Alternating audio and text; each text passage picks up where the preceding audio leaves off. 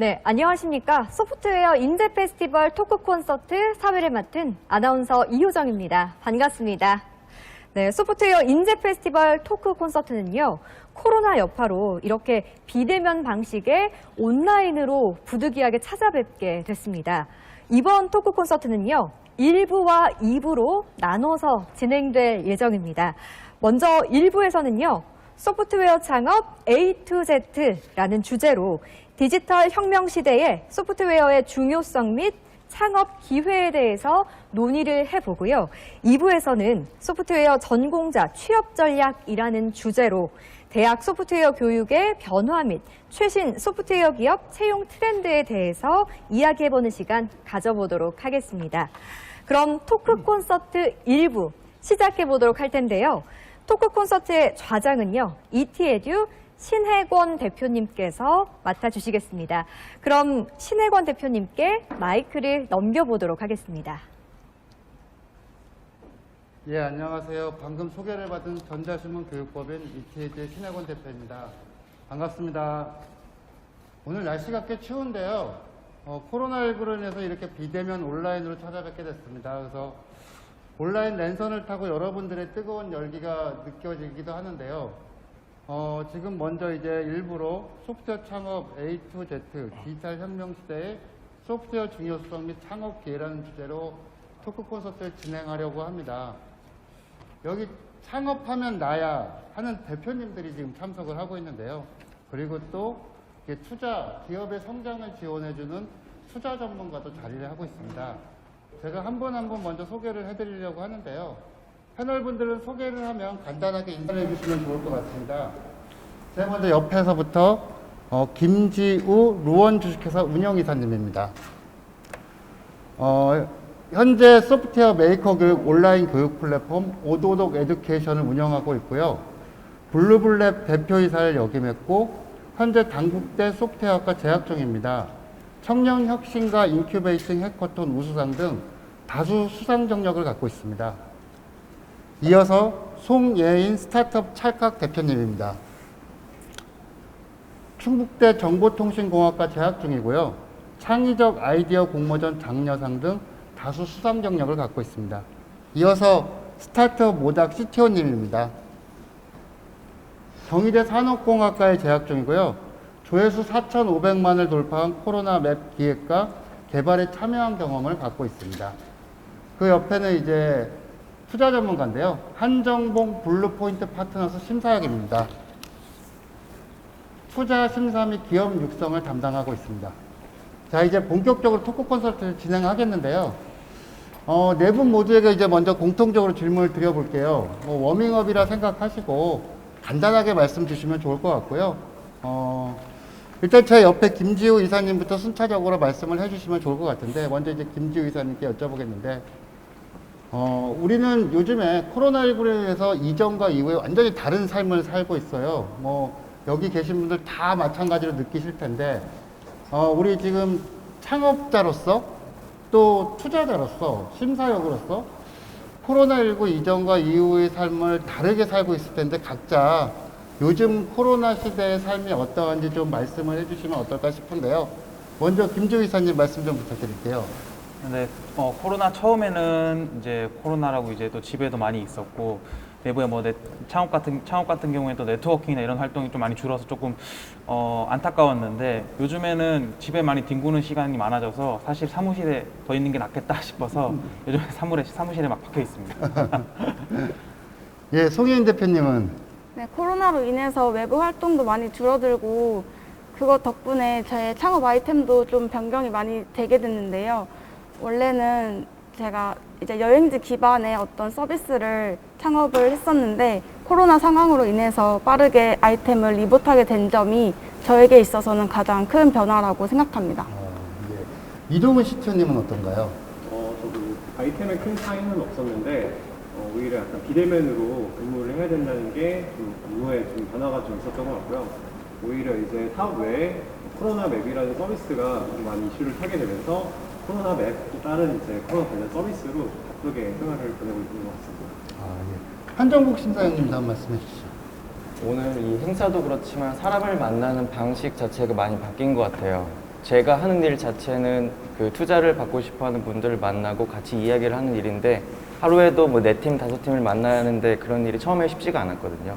근데 너무나 자연스럽게 그 화상회의를 하고 비디오를 만나고 하는 과정이 익숙해졌고 지금은 오히려 대면으로 할 수 있어도 비대면으로도 하는 게 더 편할 정도로 그게 되게 익숙해져 버린 것 같고요. 이러한 변화가 저에겐 가장 크지 않을까라는 생각이 듭니다. 역시 네 분 모두 뭐 생활적으로, 업무적으로, 사업적으로 달라진 변화가 달라진 영역은 달라도 일단 공통적인 거는 분명 코로나19 이전과 이후가 달라졌다는 거고요. 또 여기 네 분 모두 달라진 삶에 맞춰서 또 각기 잘 적응해서 또 준비하고 그렇게 살아가시는 것 같습니다. 이제 워밍업을 했으니까 이제 본격적인 질문으로 들어가겠는데요. 우선 먼저 우리 창업자 세 분께 여쭤볼게요. 창업자 세 분은 참 대단하신 것 같아요. 이렇게 대학 재학 중에 창업을 하셨다는 거 솔직히 졸업 후에도 창업 쉽지 않은 이 어려운 걸 대학 재학 중에 하셨어요. 대부분 친구들은 뭐 요즘 공무원이 꿈이라고 하니까 뭐 취업 선호도 1위 공무원을 준비하거나 대기업에 취업하려고 고민들 하는데 우리 여기 세 분은 과감하게 창업을 선택했는데 그 배경, 이유가 뭡니까? 좀 말씀 좀 해주면 좋을 것 같은데 우리 옆에 있는 김지우 이사님부터 먼저 말씀 좀 해주세요. 일단 제가 학교 들어올 때부터 창업 인재 전형이라는 이제 전형으로 들어오게 되었고요. 그래서 처음부터 이제 창업에 대한 관심이 꽤 많았습니다. 그래서 학교에 들어오자마자 학교에 있는 여러 창업 프로그램을 살펴보다 보니 이제 소프트웨어 중심대학 사업단에서 지원하는 창업 프로그램들이 굉장히 잘 지원되고 있었기에 이제 창업을 처음에 잘 스타트하고 할 수 있게 되었고요. 그 뒤에 좀 여러 번 실패 경험도 있었지만 그 경험도 바로 일어날 수 있도록 여러 교수님들이나 뭐 주변의 멘토분들이 많이 도와주게 된 것 같습니다. 그래서 사실 이제 학교에서 너무 지원을 많이 받고 있다 보니까 네. 그런 점에서 창업을 할 수 있는 가장 큰 원동력이 되지 않았나 싶습니다. 역시 학교 창업 지원 중요한 것 같습니다, 진짜. 우리 송혜인 대표님은 어떻게 창업을 하시게 됐나요? 저는 학교 생활을 하면서 답답함을 좀 많이 느꼈었습니다. 그러니까 주어지는 과제랑 정해진 시험에 대해서만 학습하다 보니까 나중에 내가 졸업을 하고 나서 사회에 나갔을 때 과연 어떤 가치를 만들어낼 수 있고 지금 배우는 이런 이론들이 어떻게 일에 적용이 될지에 대해서 좀 답답하더라고요.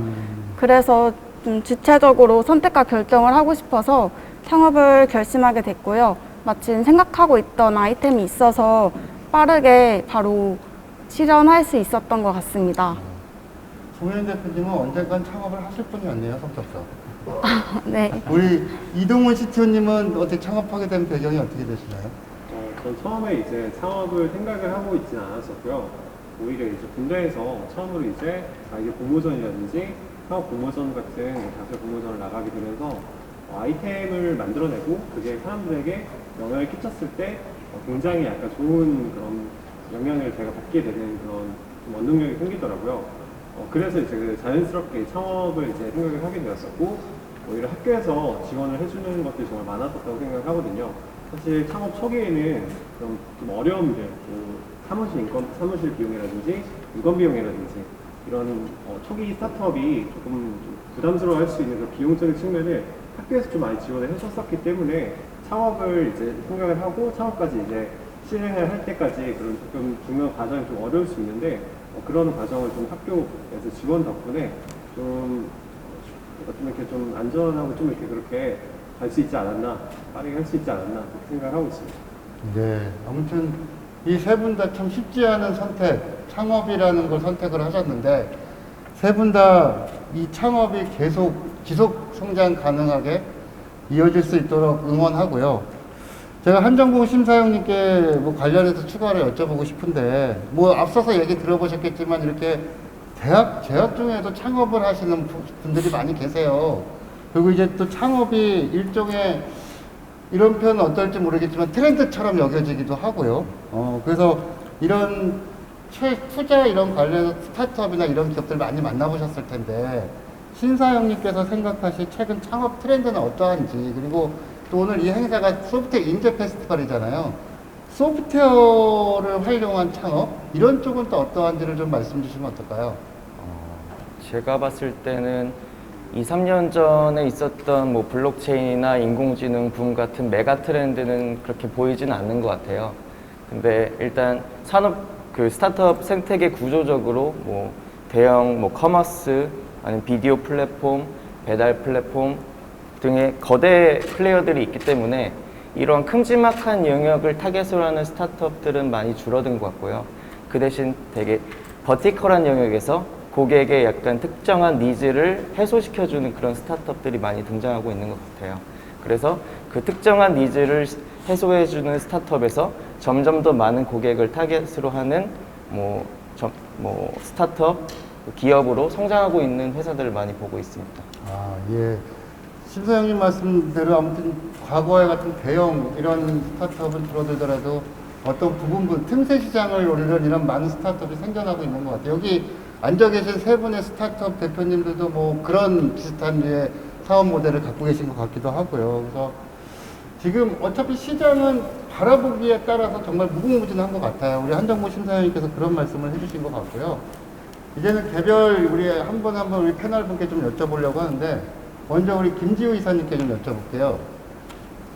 이사님은 이제 블루블랩을 창업하기도 하셨는데 막상 창업이 하면 쉽지가 않잖아요. 뭐 위기도 많이 겪고 어려움도 겪고 내가 뭐 하고 있나 이 짓 하는 게 맞을까 별 생각 다 들을 텐데요.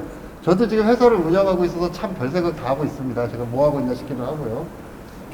그래도 창업을 꿈꾸는 많은 우리 후배도 있고 또 젊은 동료 선후배들이 있는데 창업 선배로서 창업 전에 미리 이러이러한 거를 고려하고 준비하면 위기가 와도 조금은 가볍게 맷집 있게 맞을 수 있을 것 같고 또 극복도 할 수 있고 있을 것 같고 뭐 이런 팁을 준다면 어떤 말씀을 해주실 수 있을까요?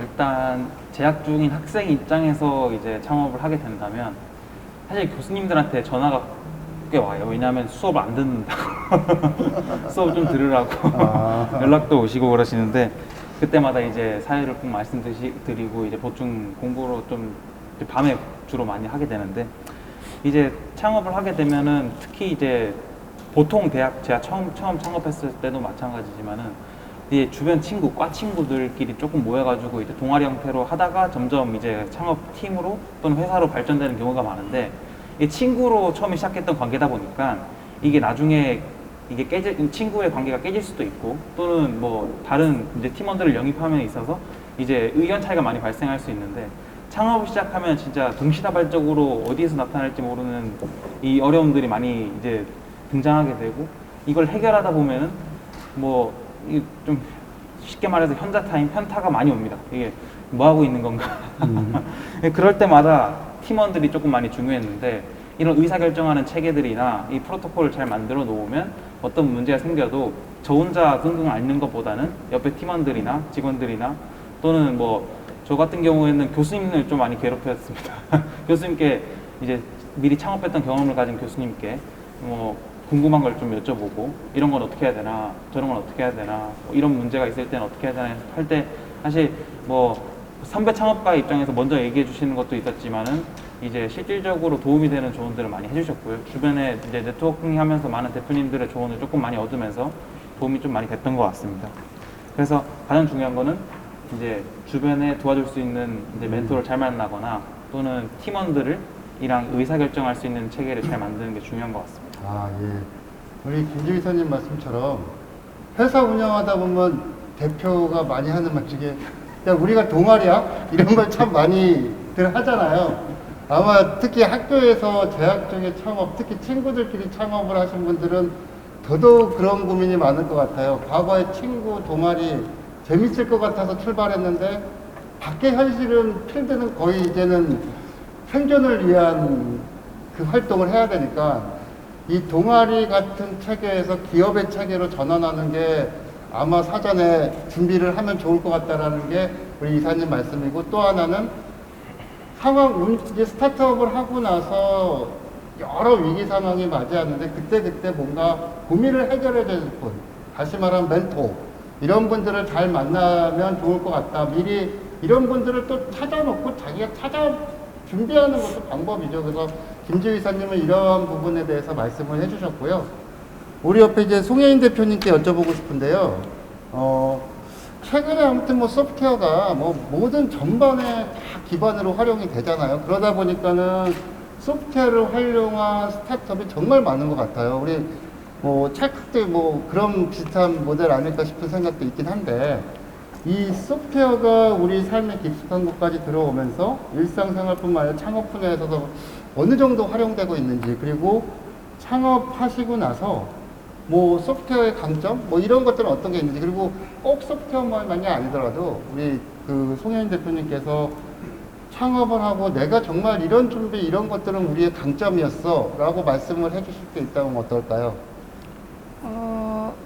우선 기존에 많이 나오고 있는 서비스들이 대중화를 위해서라도 소프트웨어로서 플랫폼화를 해가고 있는 거는 사실인 것 같아요. 그리고 저반의 소프트웨어적인 강점을 말씀드리자면, 저는 꼭 소프트웨어적인 강점은 아니지만 대범함을 감히 말씀드릴 수 있습니다.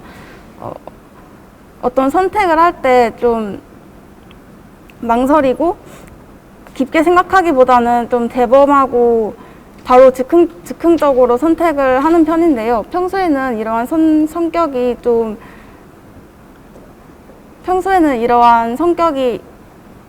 수습해야 할 게 많아서 힘들었던 적도 많았는데, 창업을 하는 데 있어서, 그리고 소프트웨어적으로 개발을 하는 데 있어서는 확실히 경험을 많이 해볼 수 있다 보니까 도움이 많이 되는 것 같습니다.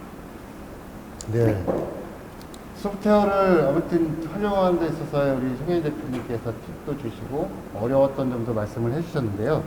이 어려운 부분, 아무튼 뭐 솔직히 회사를 설립해서 운영한다는 게 쉬운 얘기는 아니어서 어려운 얘기를 자꾸 제가 또 여쭤보게 되는데, 우리 이동훈 CTO님께 좀 여쭤볼게요. 창업하실 때 아이템에 대한 고민을 많이 하셨을 것 같아요. 물론 뭐 내가 평소부터 좋아했던 걸 사업화하기도 하지만 그 좋아했던 게 실제 사업하는 건 또 다른 관점인 것 같고요. 그래서 이런 그 어려운 나중에 상황을 만들지 않기 위해서 창업하실 때 아이템으로서 뭐 본인이 했던 고민들, 그리고 고려했던 것, 예를 들면 뭐 시장 규모나 수익성도 있어야겠죠. 뭐 시장 규모 수익 같은 말이긴 하네요. 근데 뭐 과연 이 아이템으로 창업을 해도 되는지, 뭐 이런 여러 가지 고민을 하셨을 텐데 그런 걸 좀 말씀을 주시면 어떨까요? 네. 워낙 그런 아이템을 찾거나 하는 거에 뭐 정답도 없고 기준도 없기 때문에 뭔가 딱 말씀을 드릴 수는 없을 것 같지만은, 개인적으로 저는 문제의 크기, 그 불편함의 크기를 찾는 게 그걸 얼만큼 있고 어느 정도 있는 것을 찾는 것이 가장 중요하다고 생각합니다. 문제의 크기나 불편함의 크기 같은 경우에는 문제를 겪고 있는 사람의 수 곱하기 그거에 대한 고통의 수를 곱한 것의 크기라고 생각을 하는데요. 예를 들면 이제 비타민 같은 경우에는 문제를 겪고 있는 사람은 많지만 그거에 대한 고통의 수가 적습니다. 하지만 문제의 수를 갖고 있는 수가 많기 때문에 이게 사업성이 될 수 있다고 생각을 하고, 암과 같은 그런 문제를 겪고 있는 사람 작지만 그걸 겪고 있는 사람의 고통의 크기가 큰 것 같은 경우에도 그런 것을 해결해 주는 것이 사업성이 될 수 있다고 생각을 합니다. 예를 들면 코로나 맵 같은 경우에도 사실은 그런 코로나가 전 국민한테 불편함을 주고 있었고, 그리고 그거에 대한 고통의 수가 컸기 때문에 코로나 맵이라는 서비스가 사실은 많은 국민들에게 도움을 주고 이슈화될 수 있었다고 생각을 합니다. 결국에 이러한 문제의 크기 그리고 불편함의 크기를 찾는 게 스타트업의 그런 창업 아이템을 찾는 것에 가장 좀 중요한 기준이라고 생각을 하고요.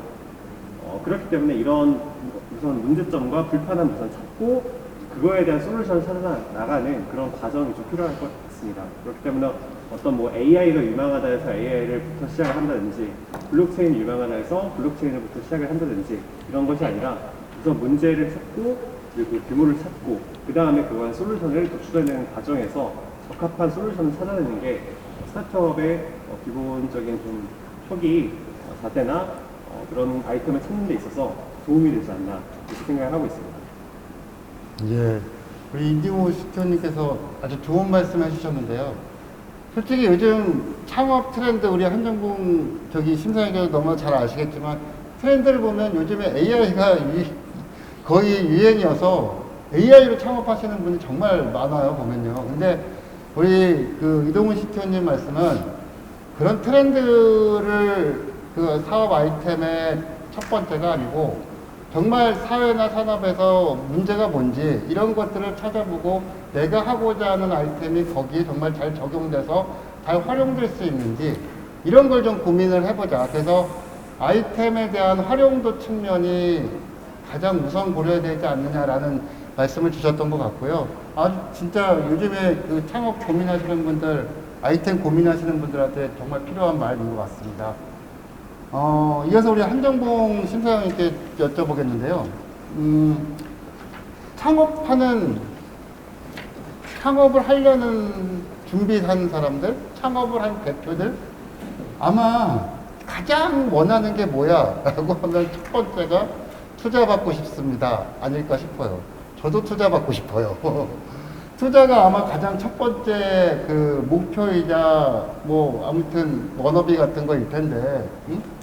근데 실제 투자에 나서면 여기 다 경험 있으시겠지만 세 분 다 투자가 쉽지 않아요. 우리 한정무 심사위원님도 너무나 잘 아시겠지만 회사로 투자해달라고 오는 제안서만 해도 엄청나죠. 제가 실제 어느 VC 회사의 심사역분이 저한테 메일 온 걸 보여줬는데요. 하루에 수십 개가 오더만요. 정말 어마어마한 이 메일 중에 여기서 실제로 투자로 이어지는 거는 한두 개라고 합니다. 그만큼 투자가 쉽지 않은데 우리 투자를 받기 위해서 초기 스타트업들이 어떤 부분을 고려해야 하는지, 우리 스타트업들은 그 투자 부분을 포커싱을 잘 못하는 경우가 있거든요. 그냥 이게 기술이 좋아, 뭐가 좋아, 뭐 한 가지만 생각하고 이렇게 투자를 받으려고 고민을 많이들 하시는 것 같은데, 창업 전에 또 좀 창업 후에 투자를 받기 위해서 고려해야 될 부분은 어떤 게 있는지, 그리고 그 회사의 대표나 조직들이 어떤 투자를 받는 데 있어서 어떤 유형이 적합한지 뭐 이런 부분들을 좀 말씀 주시면 좋을 것 같습니다. 그 창업자들이 투자를 받기 위해서 투자자에게 사업계획서라는 것을 보내고 사업계획을 발표를 합니다. 근데 이 사업계획을 말하는 언어 자체가 나의 언어가 아니라 투자자가 좋아하는 언어로 표현이 돼야 될 것 같아요. 근데 투자자는 그 스타트업을 투자할 때 어떤 관점을 보냐면은 뭐 다양한 관점이 있겠지만 첫 번째는 일단 성장인 것 같아요. 이 회사가 내가 투자를 하고 무언가 도움을 줬을 때 금전적이든 아니면 우리 회사의 역량을 가진 도움이든 도움을 줬을 때 뭐 100배, 1000배 클 수 있는 회사인가 라는 관점으로 이 회사를 바라보는 것 같아요. 근데 그렇다면 그 언어는 어떻게 표현하면 좋을까라고 하면은 방금 전에 이동훈 CTO님이 말씀하셨던 그 관점이 가장 주요한 것 같아요. 근데 그거를 말하는 방법 자체가 고객 입장이거든요. 고객 입장에서 어떠한 문제점을 느끼고 있고 그 크기가 얼마나 큰데 이거를 해결하면은 얼마나 큰 임팩트를 줄 수 있다. 이게 사실은 기대되는 바거든요. 근데 조금 아쉬웠던 사업 계획은 고객의 관점이 아니라 나의 관점인 것 같아요. 내가 이걸 잘할 수 있고 우리 회사는 이걸 하고 혹은 나는 여기서 뭐 세계 최고고 하니까 투자를 받겠다 라는 관점으로 접근해버리면 사실은 이게 소통이 잘 안 되는 거거든요. 그래서 어떤 고객을 타겟으로 하는데 이게 얼마나 커질 수 있고 초기에는 진짜 조금 작은 시장으로 들어가겠지만 점점점 어떻게 확장을 해가지고 얼마나 큰 사업이 될 건지 이런 모습을 보여주는 게 처음인 것 같고 첫 번째인 것 같고, 근데 이거를 할 팀은 지금은 작지만 이런 각각의 요소별로 충분한 사람들이 있어서 키워나갈 수 있다라는 것을 잘 보여주는 게 중요하지 않을까 싶습니다. 그리고 하나만 더 첨언을 드리자면은 이런 제가 방금 말씀드린 게 있긴 하지만 정형화된 틀은 또 없는 것 같아요. 투자라는 게 결국 또 사람과 사람이 만나서 핏을 맞추는 과정이기 때문에 이렇게 준비가 된 이후에는 나와 잘 맞는 투자자를 뭐 많이 만나보는 게 또 한 가지 방법이지 않을까라는 생각이 듭니다. 예, 우리 창업을 준비하시는 분들 또 창업을 하신 분들한테 진짜 꿀팁을 전해줬는데요. 얼마 전에 저도 어디 데모데이를 한번 가서 봤는데요. 데모데이 발표하시는 그 대표분이 10분이 주어졌는데 1분부터 거의 8, 9분을 뭐 했으냐면 내가 뭘 잘하고 내가 뭐하고 내가 뭐하고 이 얘기만 8, 9분을 얘기합니다. 그래서 정작 그 데모데이를 통해서 돈을 주려는 그 대기업이었는데 그 기업은 도대체 저기는 우리랑 뭘 하겠다는 거야 라는 말을 한마디 하고 탈락시켰습니다. 아마도 지금 한정무 심사위원이 그런 말씀을 하시는 것 같아요. 이 투자를 받는 데서 내가 뭐 하는 거가 아니라 투자자가 우리한테 투자를 하면 어떻게 된다라는 그런 투자자 관점에서 심지어 우리가 물건을 팔 때 이 물건이 그냥 좋아요가 아니라 고객이 쓸 때 어떻게 좋아요라는 그 고객 관점에서 이야기를 하듯이 투자도 뭐 그런 투자자 관점에서 이야기를 해야 된다라는 말씀이신 것 같고 그게 성장을 어떻게 할 건지 아까 이동훈 CTO님이 말했듯이 이 사업이 얼마나 필요한 사업인지를 필요하는 게 중요하다는 말씀인 것 같고요. 그리고 또 하나 이제 그 심사위원님께서 말씀하신 것 중에 합이 잘 맞는 투자자를 찾는 거. 솔직히 우리 심사위원님 말씀처럼 투자자들 또는 투자 기업에서 결정하는 이런 그 심사학 같은 분들이 어떻게 보면 개인이고 해서 성향이 다 다를 수 있기 때문에 또 기업이 지향하는 방향이 다를 수 있기 때문에 그 합이 잘 맞는 투자자를 찾는 게 중요하다는 말씀을 했고요. 제가 심사위원님께 추가를 하나 더 이어서 여쭤볼게요. 창업을 하고 나서 뭐 투자를 하는 과정 속에서 진짜 대박난 성공한 창업자도 보셨겠지만 반대로 실패한 창업자도 무수히 많이 봤을 것 같아요. 뭐 이거를 원인을 딱 잘라서 성공과 실패를 얘기하기는 쉽지는 않겠지만요. 그냥 공통적으로 보면 성공한 창업자와 실패한 창업자는 이러이러한 부분이 있다더라 라고 말씀을 주시면 어떻게 주실 수 있을까요? 이것도 아까랑 비슷한 관점인 것 같아요. 아까 제가 투자자가 스타트업을 바라볼 때 성장이란 관점으로 바라본다고 말씀을 드렸는데 얼마나 발전을 할 수 있는 대표와 팀인가가 중요한 것 같습니다. 근데 얼마나 발전할 수 있는가는 크게 두 가지 역량으로 나타나는 것 같아요. 첫 번째는 현실 인식 능력이고 두 번째는 수용성입니다. 이게 뭔지 조금 더 자세히 말씀드리면은 현실 인식 능력이라는 거는 내가 처한 상황, 그리고 우리 팀이 가진 상황, 그 외부의 상황을 되게 객관적이고 이성적으로 파악을 하는 거예요.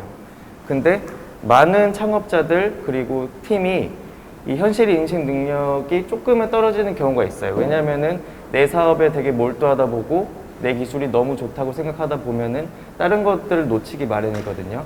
근데 끊임없이 우리 팀이 부족한 게 뭔가, 그리고 내가 부족한 게 뭔가, 그렇다면은 부족한 걸 보완할 만한 사람들을 데려오고 당장 데려올 수 없다고 하면 도움을 줄 수 있는 사람들을 찾고 하는 일들을 해야 되거든요.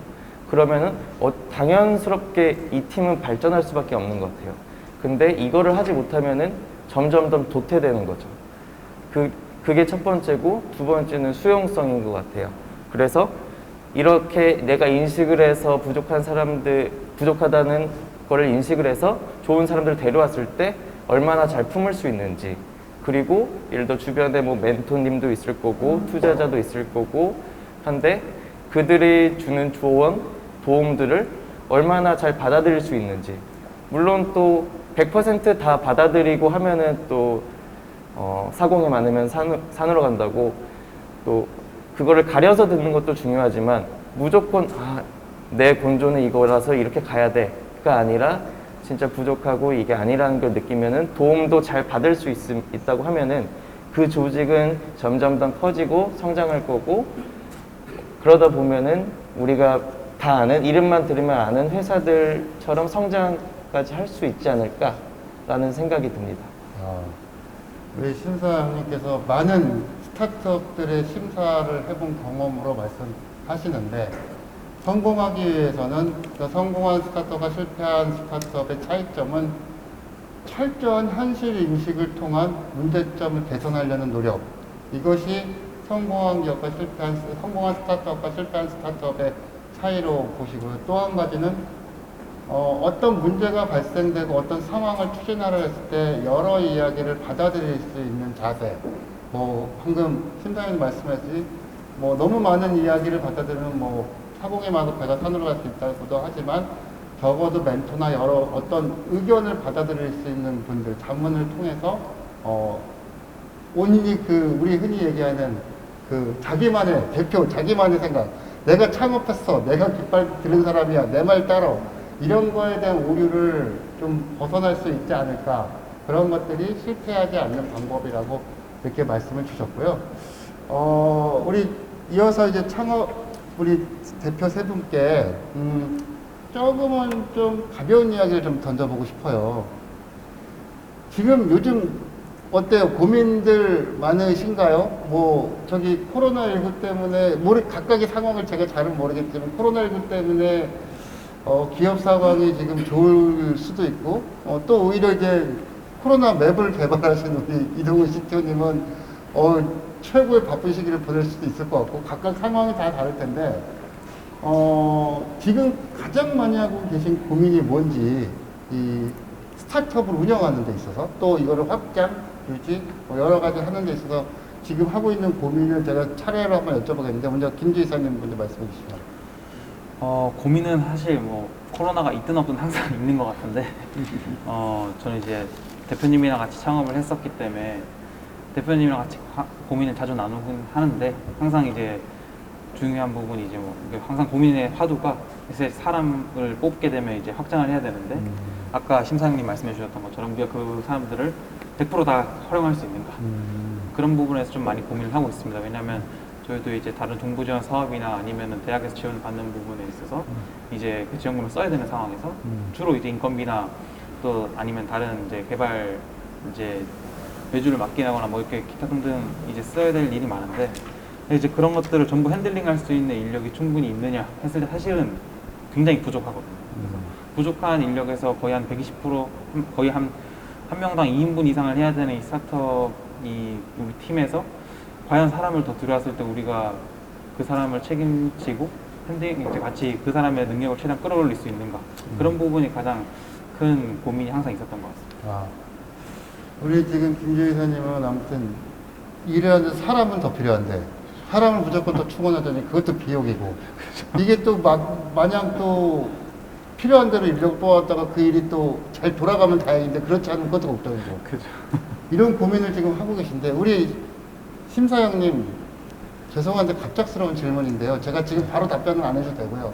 시나리오 없는 말씀이라 우리 지금 대표님들 창업하신 분들이 고민하신 부분들을 좀 들었다가 심사장님들이 많은 기획안이나 이렇게 심사를 하시면서 많이 이렇게 이야기를 들으셨을 텐데 혹시 각각의 지금 이제 대표분들이 얘기하는 거를 마지막에 모아서 조금이라도 충고를 해줄 수 있으면 좋을 것 같아요. 뭐 제가 감히 충고를 드릴 수 있을지 모르겠지만 경험으로. 네, 제가 그래도 예. 많은 그럼 팀들을 봤으니까 일단은 제가 또 우리 대표님들 고민을 먼저 좀 들어보고 우리 네. 심사위원께 한번 마지막 여쭤볼게요. 그렇게 하겠습니다. 우리 이어서 송혜인 대표님도 고민이 있으시겠죠? 말씀 부탁드릴게요. 네, 저도 창업 초창기 때부터 계속 지금까지도 꾸준히 하고 있는 고민이 있는데요. 어떤 대표가 좋은 대표일까를 항상 생각하고 염두에 두고 있는 것 같습니다.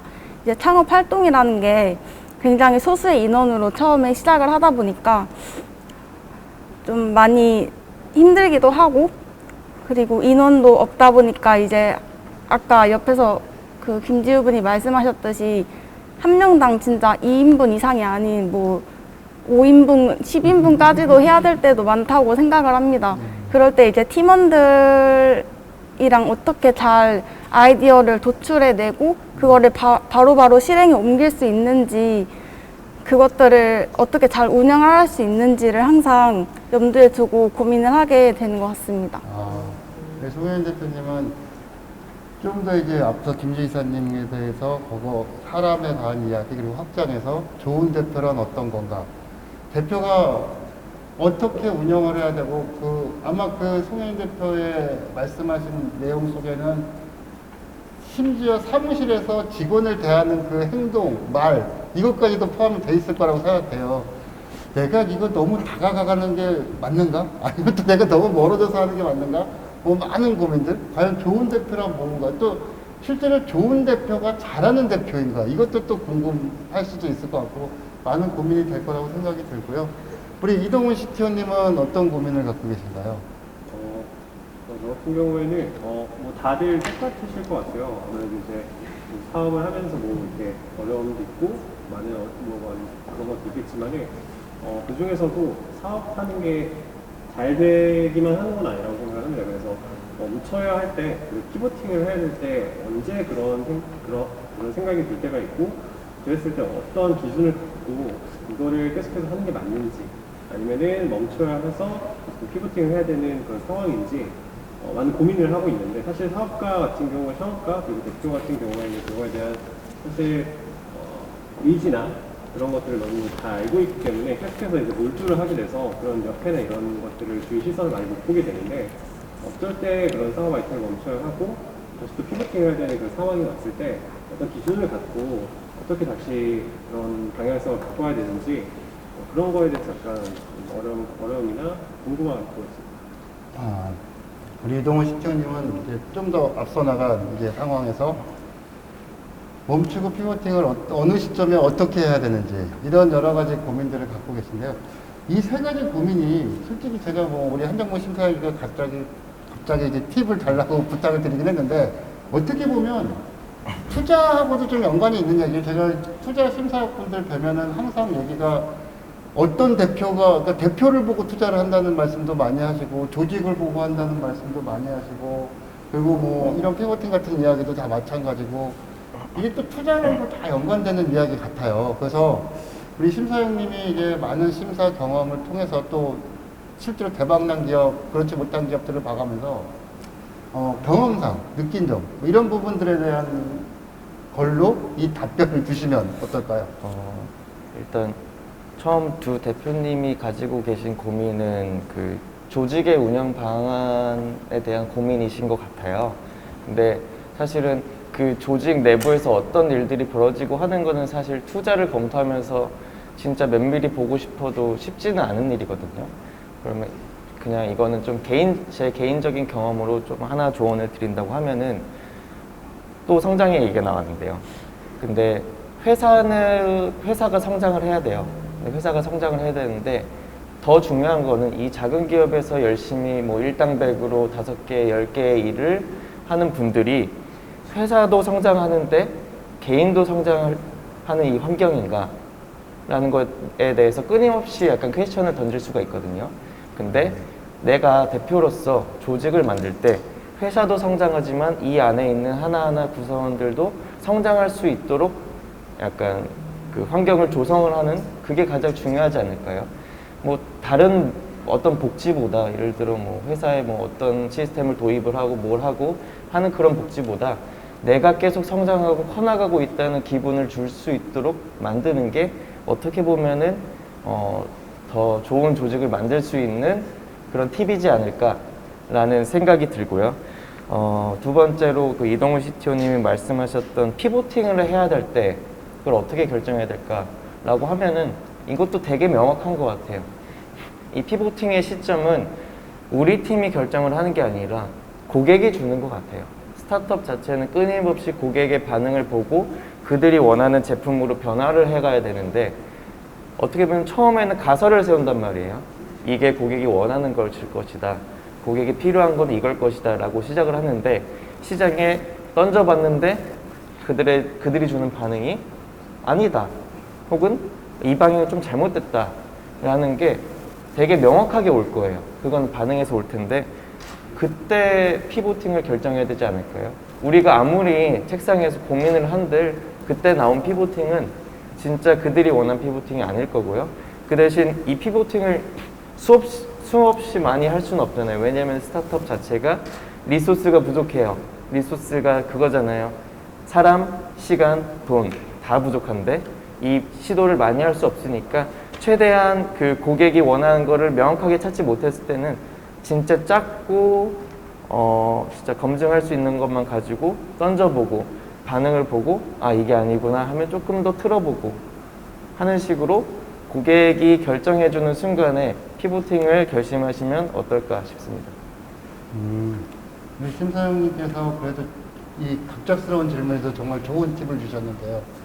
우리 조직과 대표에 대한 고민에 대해서 조직이 회사의 성장이 곧 구성원의 성장으로 이어져야 된다.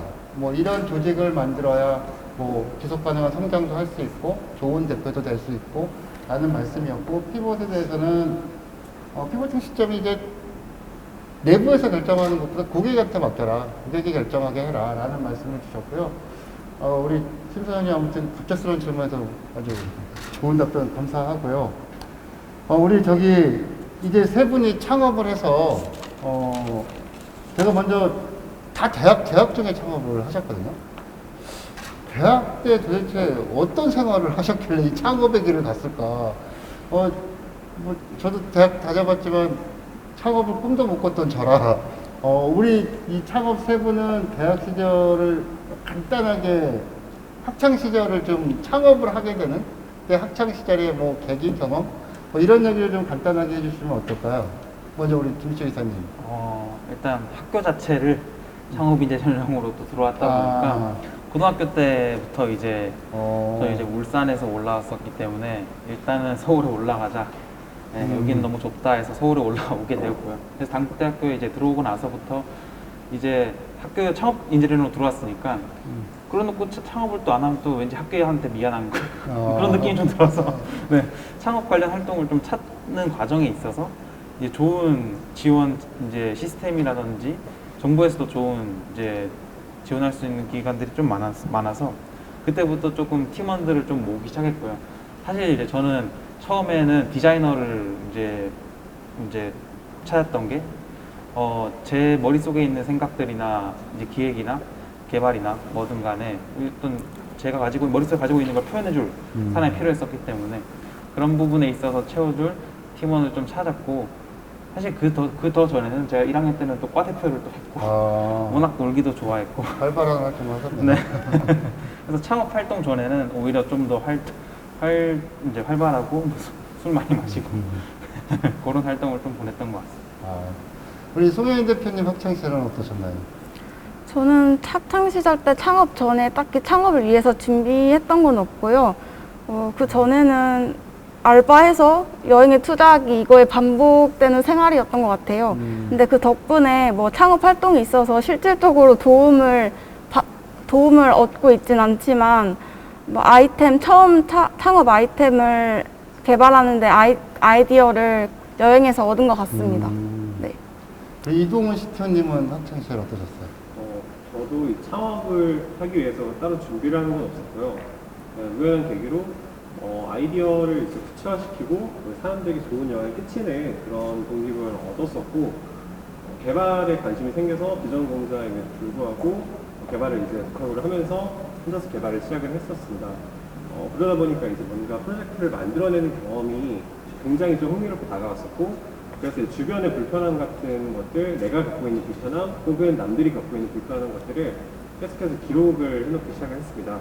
그래서 이제 그런 기록들을 바탕으로 작게 토익 프로젝트라든지 사이드 프로젝트 이런 것들을 통해서 내 아이디어가 정말 사람들에게 정말 영향을 끼칠 수 있는 정도의 아이디어인지를 계속해서 혼자서 이제 개발을 하게 되는데요. 그 중에서 이제 이미지 분석이랑 인공지능에 이제 흥미를 느껴서 개발을 하게 되는 도중에 사업 아이템을 찾아서 현재까지 운영을 하게 되었던 것 같습니다.